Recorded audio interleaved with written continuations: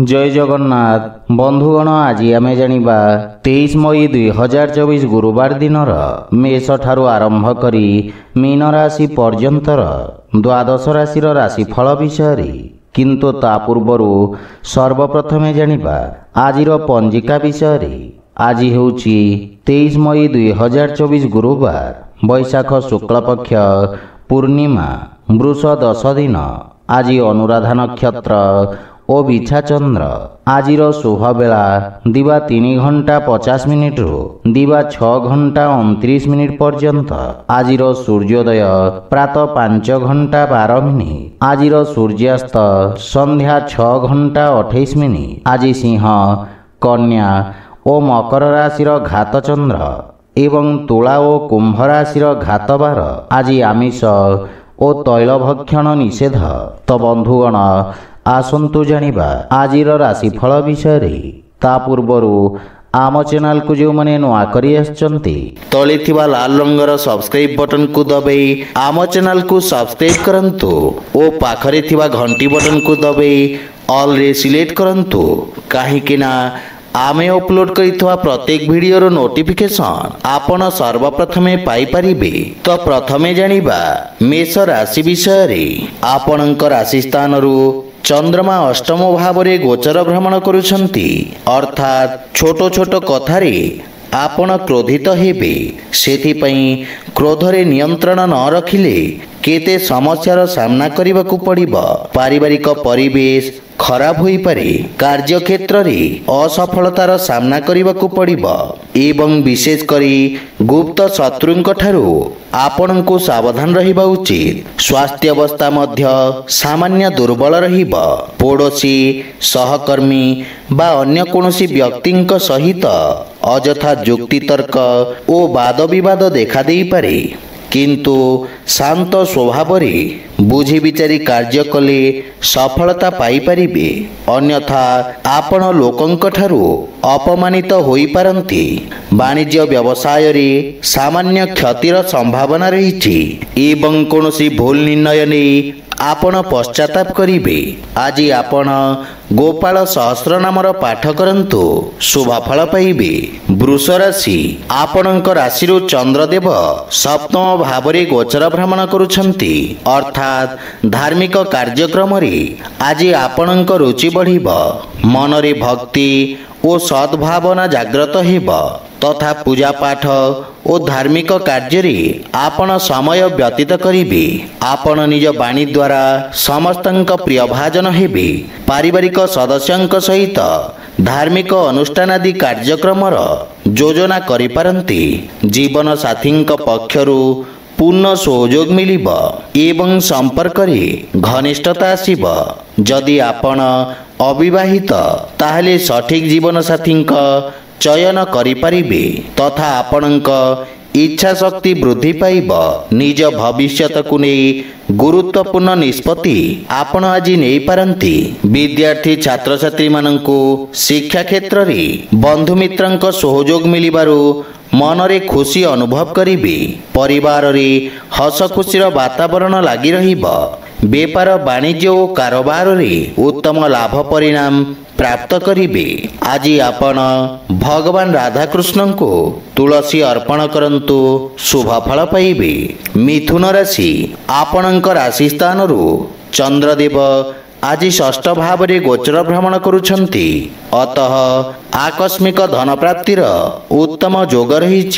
समस्त प्रकार कार्य क्षेत्र रे आपणको पूर्ण सफलता मिली पारिबा एवं बंधु मित्रंक सहयोग रु आपण समस्त कार्य को सुचारू रूपे पूरण करिबारे सक्षम हेबे। पूर्वरु अटकी रहितवा धन बा बकेया देइथवा अर्थ आपण पुनः फेरी पाइबे। शत्रुपक्ष दुर्बल हेबे एवं आपण निज बुद्धि बल और चतुरतारे शत्रु को पराजित करिबे। शेयर मार्केट आदि निवेश करिबा फलदायक सिद्ध हेब।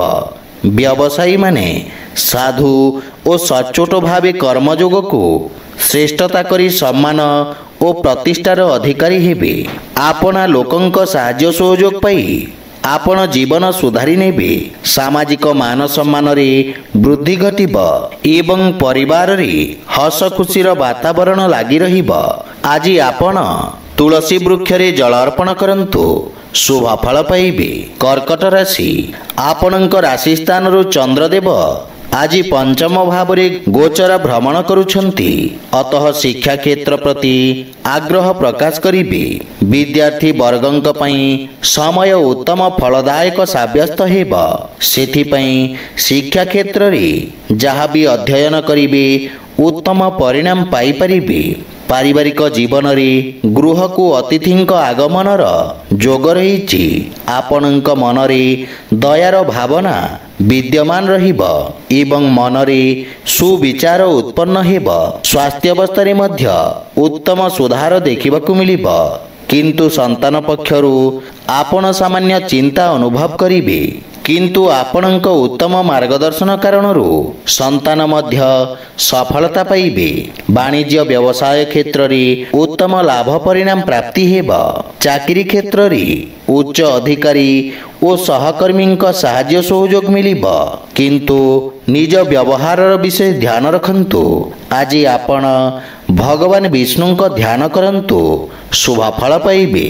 ସିଂହ ରାଶି, ଆପଣଙ୍କ ରାଶିରୁ ଚତୁର୍ଥ ଭାବରେ ଚନ୍ଦ୍ରଦେବ ଗୋଚର ଭ୍ରମଣ କରୁଛନ୍ତି।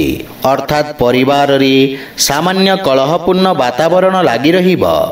ମାତାଙ୍କ ସହିତ କିଛି ଭୁଲ ବୁଝାମଣା ଦେଖାଦେଇପାରେ ଏବଂ ମନରେ ଅଶାନ୍ତିର ଭାବ ରହିବ, କିନ୍ତୁ ଶାନ୍ତ ସ୍ୱଭାବରେ ବୁଝି ବିଚାରି କାର୍ଯ୍ୟ କଲେ ସଫଳତା ପାଇପାରିବେ। ଶାରୀରିକ ଅସୁସ୍ଥତା ଅନୁଭବ କରିବେ। ଆୟ ତୁଳନାରେ ଖର୍ଚ୍ଚ ଭାରରେ ବୃଦ୍ଧି ଘଟିବ ତଥା ଆର୍ଥିକ ସ୍ଥିତି ସାମାନ୍ୟ ଦୁର୍ବଳ ରହିବ, କିନ୍ତୁ ଅନାବଶ୍ୟକ ଖର୍ଚ୍ଚରେ ନିୟନ୍ତ୍ରଣ ରଖିଲେ ବହୁତ ଶୀଘ୍ର ଆର୍ଥିକ ସ୍ଥିତି ସୁଦୃଢ଼ ହୋଇପାରିବ। ନିଜ ଆୟକୁ ବୃଦ୍ଧି କରିବା ପାଇଁ ଆପଣ ପ୍ରୟାସ କରିବେ ଏବଂ ଯୁକ୍ତିତର୍କରେ ଦକ୍ଷତା ସହ ବ୍ୟବହାରିକ ଜ୍ଞାନ ଓ ଦର୍ଶନର ଗଭୀରତା ଭିତରକୁ ଟାଣି ହୋଇଯିବେ। କଠିନ ପରିସ୍ଥିତି ଦେଇ ଗତି କରୁଥିବା ଅନୁଭବ କରିବେ। ଉଚ୍ଚ ଅଧିକାରୀଙ୍କ ସହିତ କୌଣସି ଭୁଲ ବୁଝାମଣାକୁ ନେଇ ମତଭେଦ ଦେଖାଦେଇପାରେ। ଆଜି ଆପଣ ସୂର୍ଯ୍ୟନାରାୟଣଙ୍କୁ ଜଳ ଅର୍ପଣ କରନ୍ତୁ, ଶୁଭ ଫଳ ପାଇବେ। କନ୍ୟା ରାଶି, ଆପଣଙ୍କ ରାଶିରୁ ତୃତୀୟ ଭାବରେ ଚନ୍ଦ୍ରଦେବ ଗୋଚର ଭ୍ରମଣ କରୁଛନ୍ତି। ଅର୍ଥାତ୍ ଦିନଟି ଆପଣଙ୍କ ପାଇଁ ଧନଦାୟକ ରହିବ। ଯାହା ବି କାର୍ଯ୍ୟ କରିବେ ଉତ୍ତମ ସଫଳତା ପ୍ରାପ୍ତି ହେବ। ପାରିବାରିକ ଜୀବନରେ ହସ ଖୁସିର ବାତାବରଣ ଲାଗି ରହିବ। ଜମିବାଡ଼ି ସମ୍ବନ୍ଧିତ କାର୍ଯ୍ୟକ୍ଷେତ୍ରରେ ଆପଣ ଅଧିକ ବ୍ୟସ୍ତ ରହିବେ ତଥା ଆପଣଙ୍କ ପରାକ୍ରମରେ ମଧ୍ୟ ବୃଦ୍ଧି ଘଟିବ। ଭାଇ ଭଉଣୀଙ୍କ ପୂର୍ଣ୍ଣ ସହଯୋଗ ମିଳିବ ଏବଂ ଆପଣଙ୍କ ସାମାଜିକ ମାନ ସମ୍ମାନରେ ବୃଦ୍ଧି ହେବ। ସାମ୍ବାଦିକମାନଙ୍କ ପଦମର୍ଯ୍ୟାଦାରେ ବୃଦ୍ଧି ହେବ। ବନ୍ଧୁମିତ୍ର ଓ ପ୍ରିୟଜନମାନେ ଖୁସିର ସନ୍ଦେଶ ଦେବେ। ଉଚ୍ଚ ଶିକ୍ଷା ହାସଲ କରିବା ପାଇଁ ପ୍ରୟାସରତ ରହିବେ। ଉଚ୍ଚ ଅଧିକାରୀ ଆପଣଙ୍କ କାର୍ଯ୍ୟରେ ପ୍ରସନ୍ନ ରହିବେ।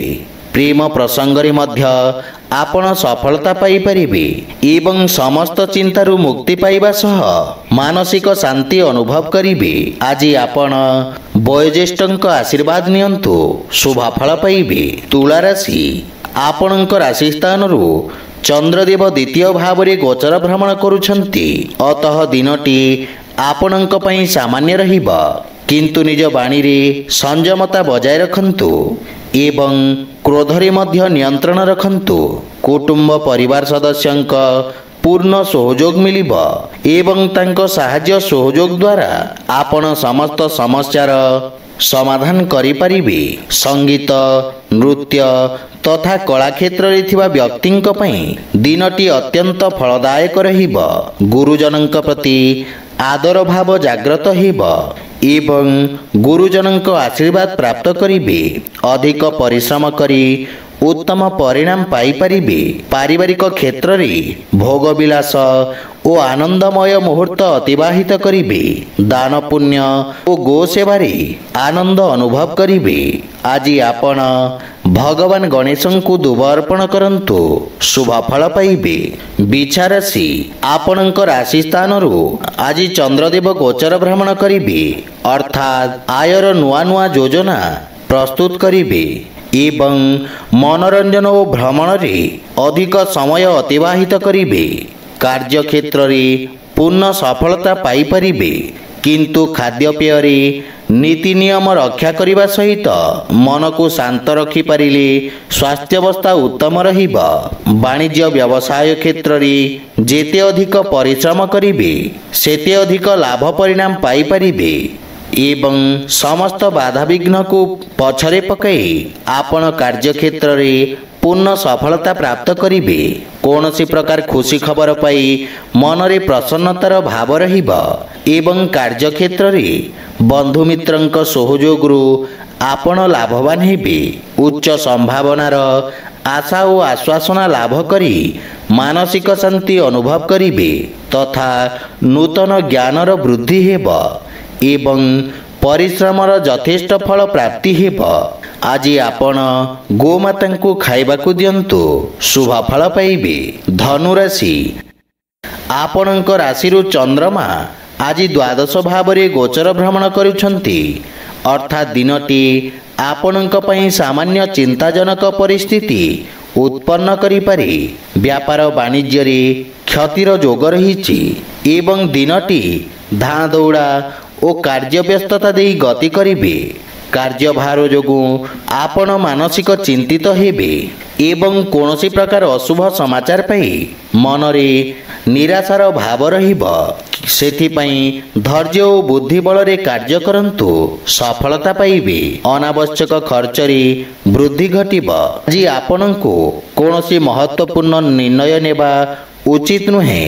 संतान मानक पाठपढ़ा को नहीं बहु दिगरु मनोबल और सामर्थ्य वृद्धि पाइब तथा जीवन साथी पूर्ण सहयोग प्राप्ति हेब और वैवाहिक दाम्पत्य जीवन सुखमय हेब। आज आपण सूर्य को तिल मिश्रित जल अर्पण करंतु शुभ फल पाइबे।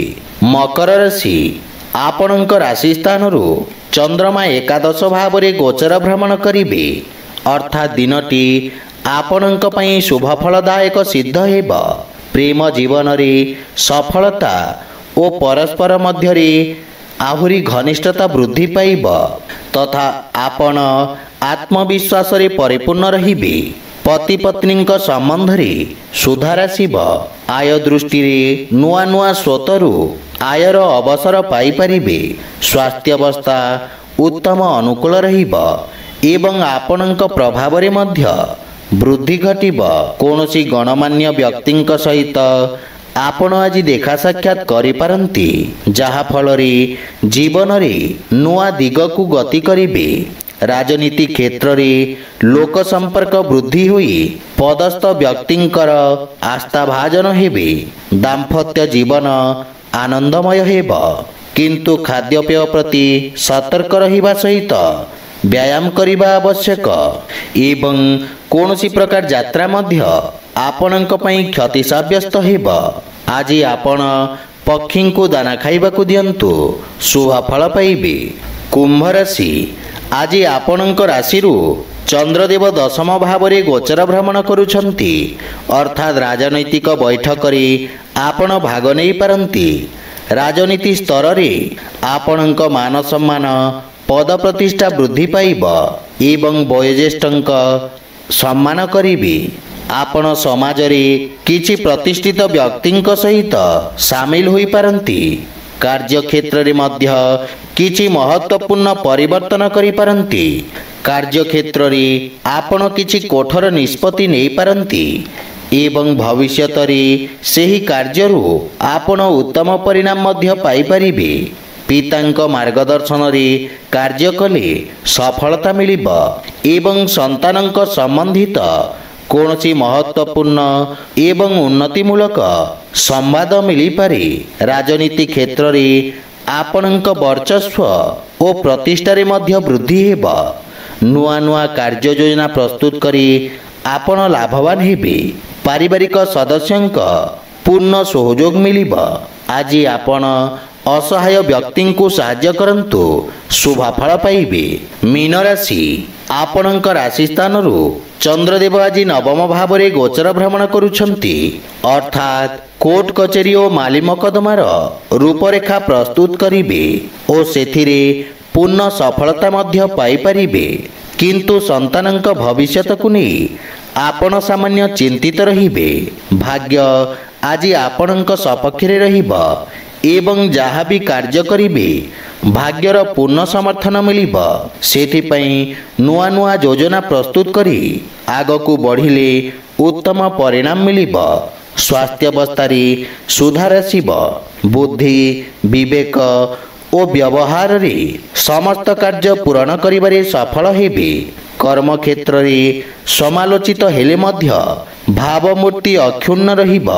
ବାଣିଜ୍ୟ ବ୍ୟବସାୟରେ ସ୍ଥିତି ମଧ୍ୟମ ଧରଣର ରହିବ।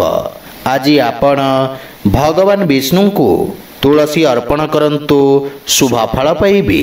ତ ବନ୍ଧୁଗଣ, ଏହା ଥିଲା ଆଜିର ଦ୍ୱାଦଶ ରାଶିର ରାଶିଫଳ ବିଷୟରେ। ଯଦି ଭିଡ଼ିଓଟି ଆପଣମାନଙ୍କୁ ଭଲ ଲାଗିଥାଏ ଲାଇକ୍, ସେୟାର ଓ କମେଣ୍ଟ କରି ଜଣାନ୍ତୁ।